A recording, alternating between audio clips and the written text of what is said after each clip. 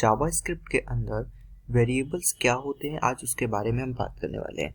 So basically variables एक memory location होती है जो कि आपको किसी भी, जैसे लाइक आपको कोई नाम देना है और उस नाम को एक नाम, मतलब एक नाम आपने लिखा शिवांश, उसको कोई आप एक पर्टिकुलर नेम देना चाहते हो, उसको कोई लोकेशन देना चाहते हो, तो उसके नेम को वेरिएबल कहते हैं। लाइक शिवांश को आपने ए नाम कर दे दिया, तो ए नाम की मेमोरी पे शिवांश सेव है, तो उसको आप ए वेरिएबल ए को आप शिवांश बोलोगे।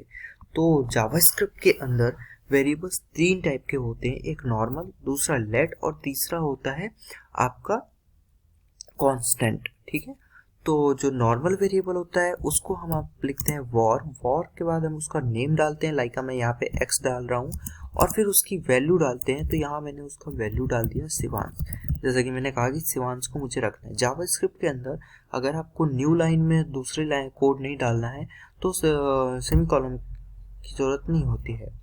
ठीक है, तो लाइक मैंने इंटर मारा, वो लाइन चेंज हो गई। अब मैं इसको डॉक्यूमेंट डॉट राइट कर सकता हूँ। ठीक है, डॉक्यूमेंट डॉट राइट आपने लिखा और इसको x लिख दीजिए और पेज को जाकर रिफ्रेश मारिए, आपका पेज में x की वैल्यू आ जाएगी। ठीक है, तो अभी x की वैल्यू आ जाते हैं। ठीक है, और कहाँ गया डेमो डॉट, ओके, इस वाले पेज को हमें रिफ्रेश नहीं करना है, इस वाले पेज को हमें खोलना है। तो अभी आप देखो शिवांश आ रहा है। ठीक है, और बाकी चीज़ें मैं हटा दूँ थोड़ा सा, है ना। अभी ये PHP वाले अभी फोल्डर खुला हुआ है, तो अभी आपको देखने को मिला कि ये आपका नाम लिख गया। अभी वेरिएबल में क्या सीन है कि वेरिएबल में आप नया नाम दे सकते हो ना, तो x इक्वल टू अगर मैं सोनी डाल दूंगा तो इसको नया नाम मिल गया है, और अभी ये रिफ्रेश करके शिवांश के बजाय आपको सोनी देने वाला है। You know it very well I think.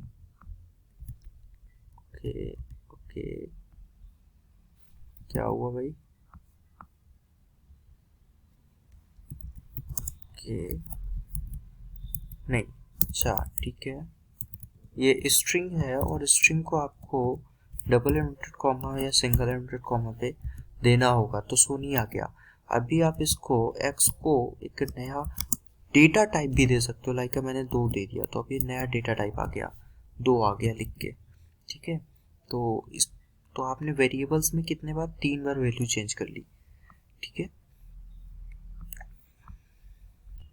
और आप चाहो तो और भी बार वैल्यू चेंज कर सकते हो, लाइक मैंने x को नया एक डेटा टाइप ही दिया, जैसे कि मैंने डाला ट्रू, तो ट्रू एंड फॉल्स बूलियंस में अवेलेबल होता है, तो ये आपको एक नया वैल्यू देगा ट्रू, और यहाँ पे डेटा टाइप भी आपका चेंज हो रहा है, तो यानी कि आपको कोई इशू नहीं आ रहा। एक सेकेंड गाइस, इसको भी बंद कर देता हूँ थोड़ा सा, चाहिए आपको परेशान करता रहेगा, कोई बात नहीं। ठीक है, अभी हम इसके बाद हम पढ़ेंगे कांस्टेंट्स के बारे में। तो कांस्टेंट्स के बारे में पढ़ने के लिए हम इस वाले ट्रू वाले को वेरिएबल वाले को हटाते हैं। कांस्टेंट जो होता है उसके आगे आपको लिखना होता है कीवर्ड कांस्टेंट, कांस्ट, और कांस्ट के बाद आपको x या नाम देना है उसका, तो नेम मैंने x लिखा और इसको मैंने दे दिया शिवांश। अब क्या होगा, इसको मैंने एक बार डिक्लेयर कर दिया और x को एक बार में ही मैं इसको जो है रिफ्रेश करूंगा और इसमें आपको देखने को मिलेगा। ओके, क्या हुआ, फिर से इशू आया, जस्ट बिकॉज ये स्ट्रिंग है और मैंने फिर इसमें डबल इनवर्टेड कॉमा या सिंगल इनवर्टेड कॉमा नहीं डाला है, तो अभी डाल दिया और ये शिवांश आपको शो कर रहा है। थोड़ा सा इसको जूम कर लेते हैं।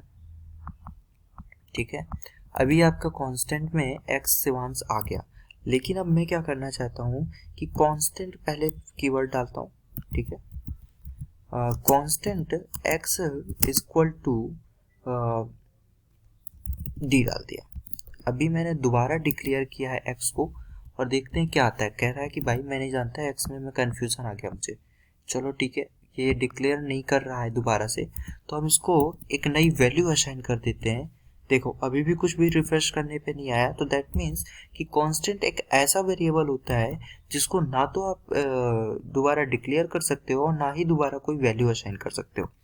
ठीक है, वहीं आपका लेट आता है तीसरा वेरिएबल, उसके लिए भी हम उसको भी x नाम ही देने वाले हैं, इसलिए डॉक्यूमेंट डॉट राइट में मैं हटा नहीं रहा हूँ कुछ भी, सब अब हम ऊपर का हटा दिए, हम लिखते हैं let. Let is a keyword for a let variables like, और नेम हम रखेंगे एक्स, जस्ट बिकॉज हमें एक्स वैल्यू ही यहाँ पे प्रिंट करा रखी है नेक्स्ट लाइन में।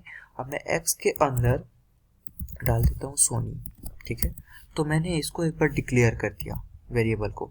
अभी ना मैं एक्स को बार बार एक्स इक्वल टू सिवा 2 लिखूंगा और ये लिख गया, ठीक है।